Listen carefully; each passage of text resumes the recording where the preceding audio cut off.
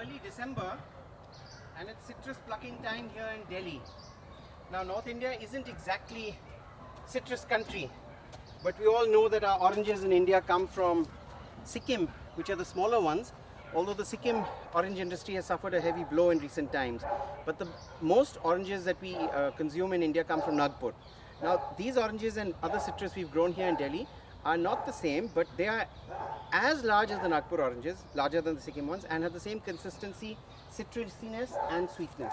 So today we're going to be harvesting some of these oranges. Now what I'm doing is I'm plucking them a ½ inch over the top so as not to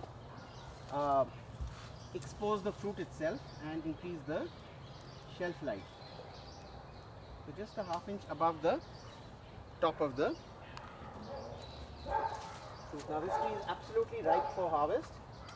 The oranges are perfect and we have managed to grow a very fine variety of orange here in Delhi. Just the right combination of juice and tartness and softness, sweetness, and managed to stave off a bunch of predators. We have macaques, we have various other predators, squirrels, even birds get to citrus, and we've managed to protect our citrus crop from all of those, giving them the right amount of temperature range. Some have dropped off the tree, so they are beginning to fall off on their own as well. And these are not the kinnows which grow widely in Punjab and other areas of North India. These are actual oranges.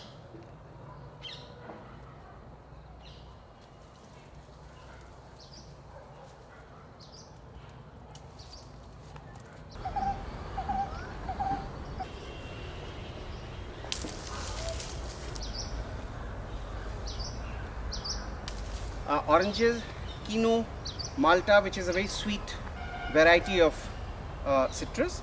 The malta is very good for juices, and the kinnu is of course very good for juices, and it can be eaten on its own. It doesn't have the defined slices which oranges have, but the kinnu is very good for juices and it grows well in North India. But the orange is an unusual one for the plains of India.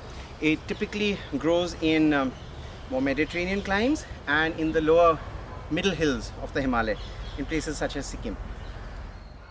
So just collected a bunch of oranges, and now we're going to go and have a look at this malta tree here. It's very orange, has the same color as oranges, but it's a tighter skin and more juicy in a way, and more tart sweet as well. So this is our red grapefruit here, and this is the red blood grapefruit, and these are now ready for harvest. And so we're going to try and target a nice prominently red one. And pull down with this fruit plucker of ours without damaging the citrus. The idea is to get up there and not damage the citrus. Just get it down in a neat fashion. Not very easy because the neck is getting stuck in the thorns of the grapefruit itself. Once I've got it in there completely, then hopefully I can. There we go. So that's the red blood grapefruit. That's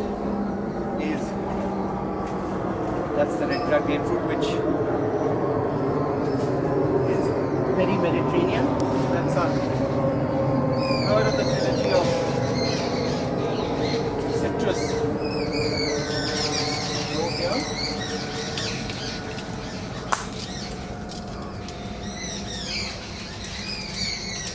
So it sort of gently gets the citrus out, this fruit picker of ours, without breaking the fruit, and while keeping a couple of inches on stem so it doesn't expose the fruit too much. So that's the red blood grapefruit in there. And then of course we have 2-3 different varieties. Now when the orange tree goes feral, wild, and you have the wild rootstock on the orange tree, this is what you end up with, what we call a khatta here. This is the wild rootstock plant of the orange.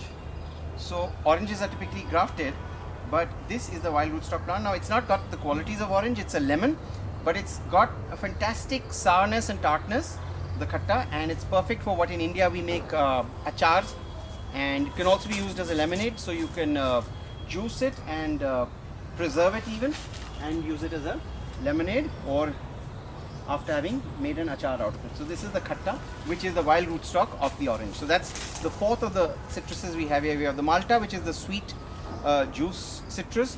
We have the orange. We have oh, this one just decided to fall right off.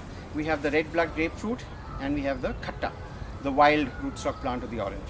So that's four you've got here, and we're going to examine more of them as you go along.